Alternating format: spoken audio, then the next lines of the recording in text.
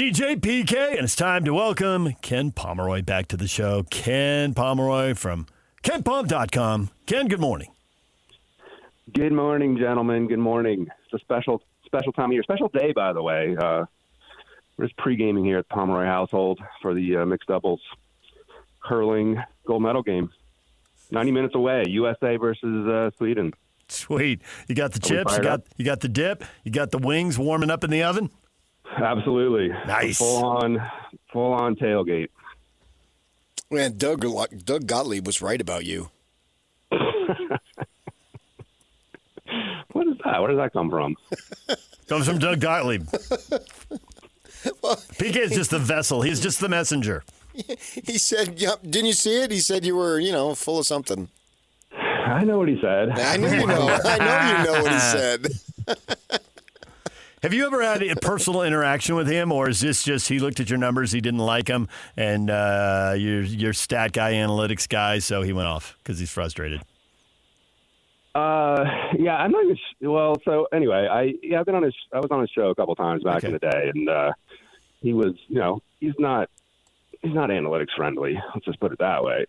But we've never been adversarial, I would say. You are now. I don't know if we are now. I just think, what's funny about Doug is I'm a kind of a connoisseur of, coaching press conferences. And I wish there was a way we could use, I don't know, AI or something to measure how long coaches talk in their press conferences, because most coaches are they want to get out of there, right? You ask them a few questions, they don't have any use for the media really. They'll give a few answers and get out. But Doug he'll go on and on and on. And I guess what was funny about that moment was the question was something completely irrelevant to me, but he knew how to get attention. And the guy who tweeted that out was some local Fox reporter or something, and the guy has 500 followers, and all of his tweets get 300 views or 400 views, and that tweet when he tweeted out the video got 400,000 views. That's because you're you. Yeah, I mean it is to some extent. It's it's also because Doug, he knows what he's doing, and whatever. If he's got to throw me under the bus, he can. I think in the end, my reputation will be okay, and people will still make fun of Doug for various indiscretions when he was younger. Well, I emailed the athletic director just in support of you to let him know that's unacceptable. Thanks so much, PK. I appreciate that. I'm curious right now, and there's still 4 weeks of basketball and conference tournaments to go. If you pick the tournament right now, how much change is there really? How much of this is already known as far as who's in and who's out? Because I'm looking at a team like BYU, losers of 4 in a row, 5 out of 6. Can somebody like that really play themselves out of the tournament? I mean, they could if they wanted to. If they don't win another game, they won't be in the tournament.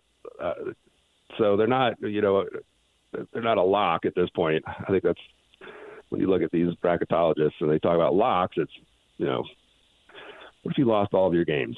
And BYU lost all of their games. I think they would be out. But despite the fact that they're, in a bit of a swoon, they're still a decent team, and there are wins coming up for them. They're dealing with life in the Big 12, and every game is difficult. So every game is a potential, especially on the road. Every game is a potential loss. But it would be pretty stunning if they lost the rest of their games. I don't really foresee that happening. Yeah, I agree. The losses to the ranked teams, great teams, most of them, if not all of them, close games. I guess the Texas Tech one got a little bit away, but they did lead. But then you got an Oklahoma State loss. How much does the losses versus an Arizona and a Houston weigh compared to a loss against an Oklahoma State team? You see where I'm going there? Yes, I see exactly where you're going. And, the losses to the top teams are, they're just really missed opportunities to improve your position, more or less. The loss to Oklahoma State, I mean, that's the thing, so Oklahoma State turns around and they can barely put the ball in the basket against Arizona.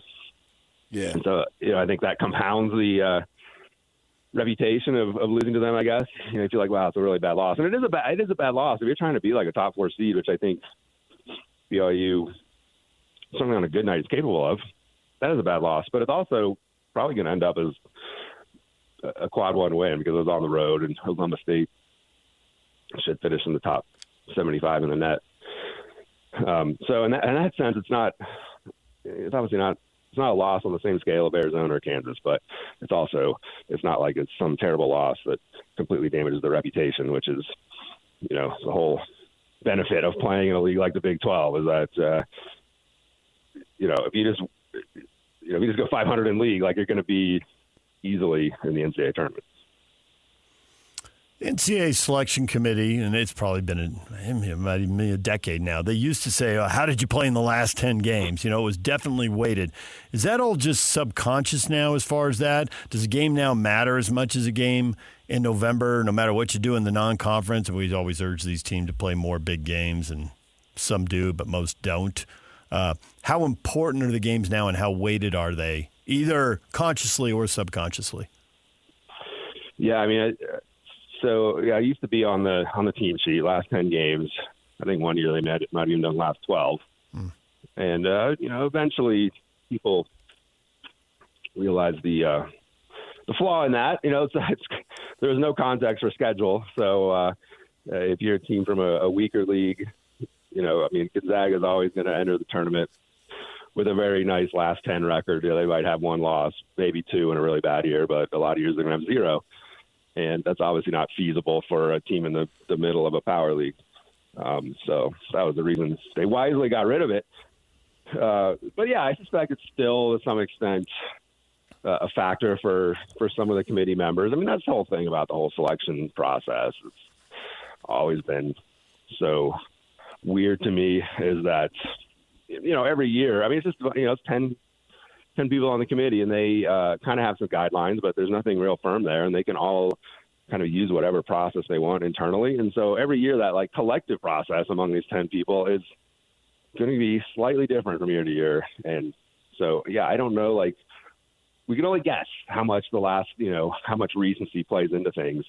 But you have to imagine, at least on a subconscious level, a team, there's 2 teams that are close, a team coming in cold versus a team coming in hot. The hot team will probably get the benefit of the doubt. Your name is out there, right? And it's universally used now, for better or worse. and it's going to be that way every year. Everybody, you could walk down any street in the country, nobody would know who you are. But if you carried a sign that says, I'm KenPom.com, everybody would know you, right? At least for those who are interested in basketball. So I'm wondering, has the NCAA ever approached you about being on this committee to help with these seeds? They have not. Why not? I don't know. I don't know. Maybe Doug Gottlieb talked to them or something. That's what I was debating whether or not to bring that back up. It's Doug Gottlieb. He's barring the door. He's the puppet master behind all of this.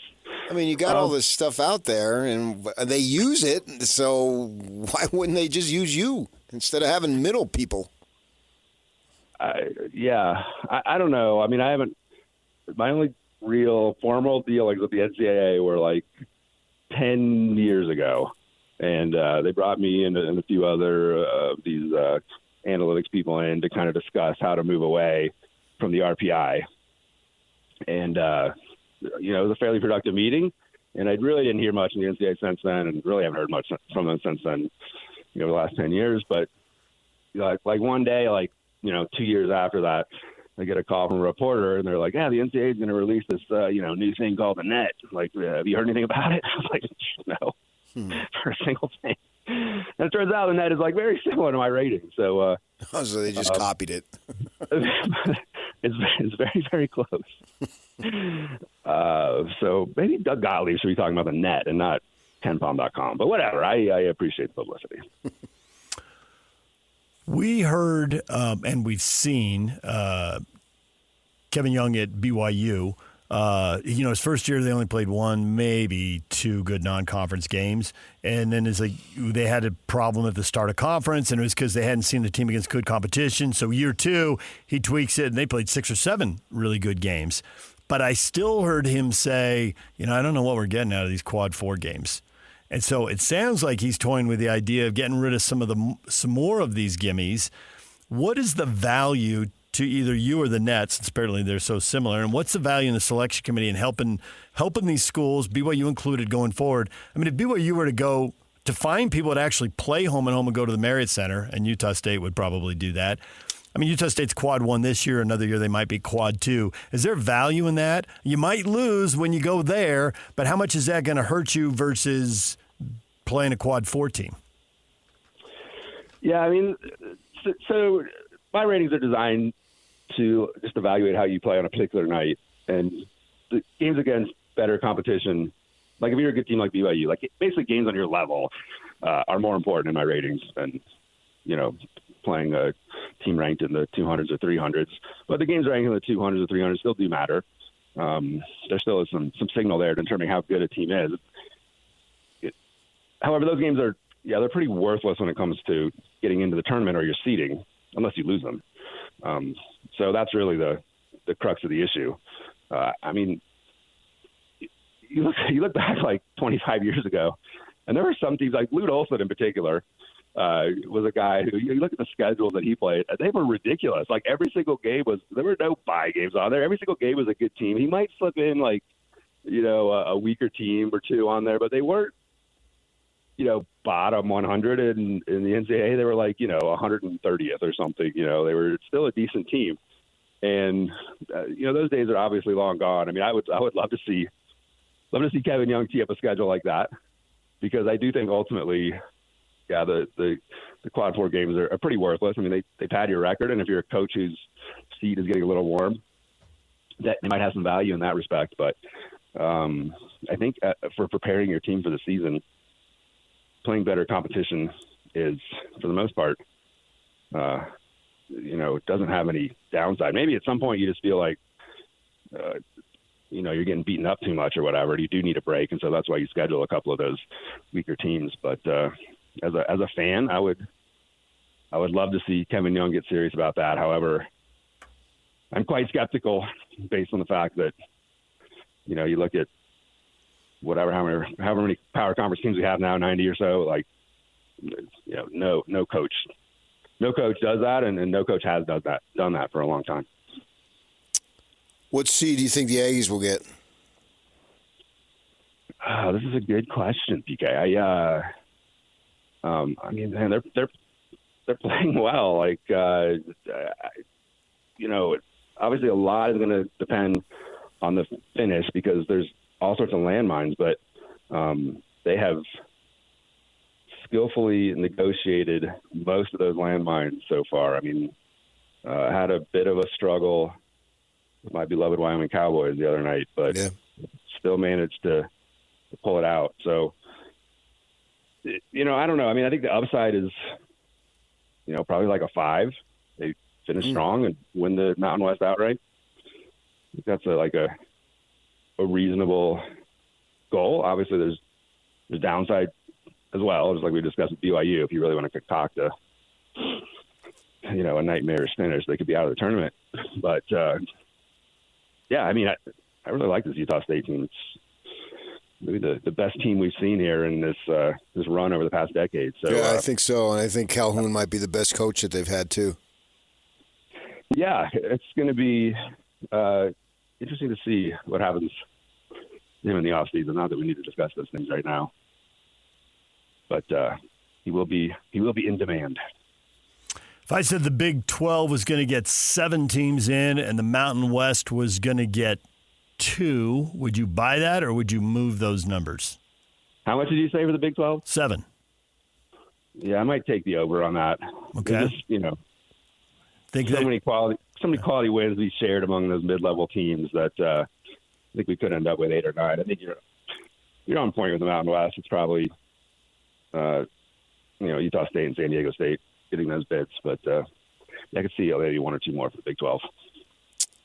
I don't know if you've studied this, but there's a perception out there that because of the no Sunday play, that BYU always gets knocked down a level.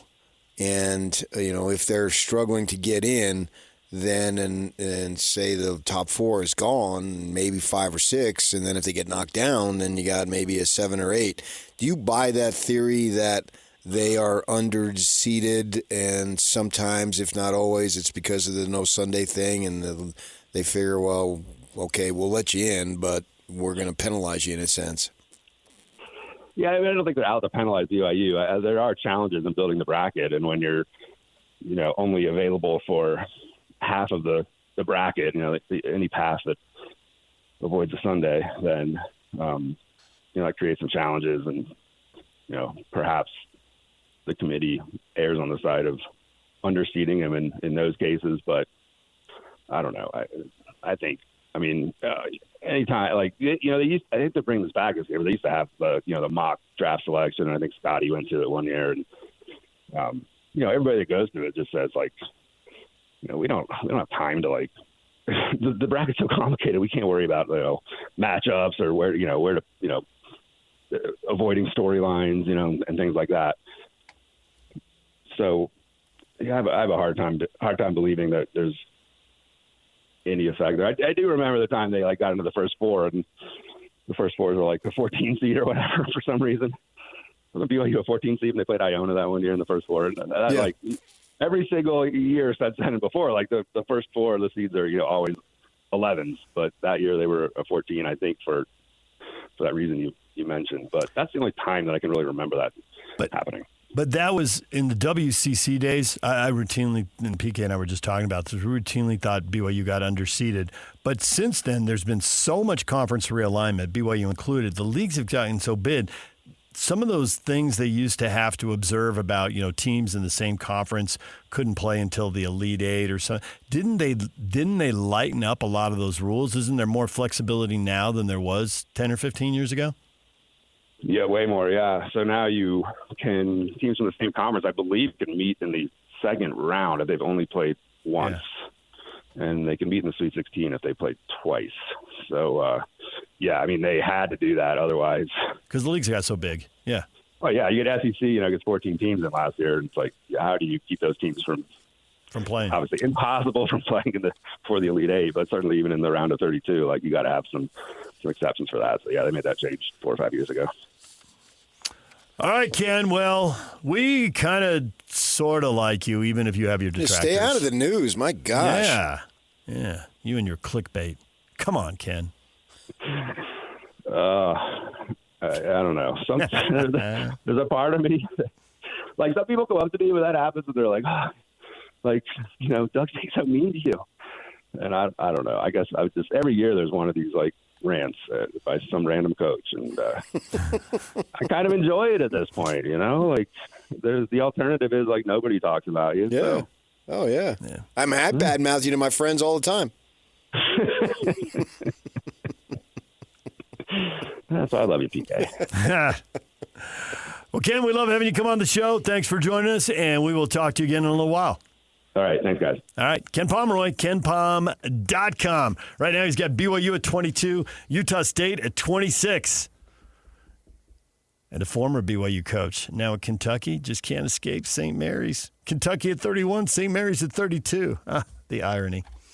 All right, DJ and PK, it's 97.5, the KSL Sports Zone. Stay with us.